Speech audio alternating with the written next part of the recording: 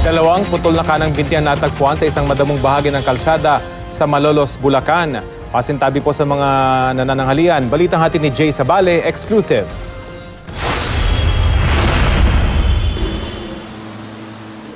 Bahagyang sunog at naaagnas na.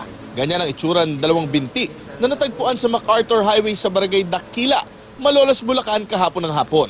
Sa itsura ng mga chop-chop na binti, pihadong pinahirapan ang katawan.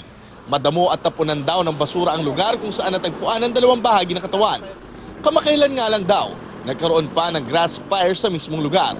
Sa ngayon, hindi pa matukoy ng mga taga-barangay kung kanino ang mga natagpuang bahagi ng katawan. Sa ngayon po, wala naman kami natatanggapan ng report kung may naghahanap. Nagtatanong-tanong pa rin po kami kung paano nangyari at saan ang galing yung ano na yun. Nakita na lang dito. Patuloy rin ang investigasyon ng Malolos Police sa kaso. Dinala sa isang funeraria sa Plaridel ang mga binti. Jay Sabale, GMA News.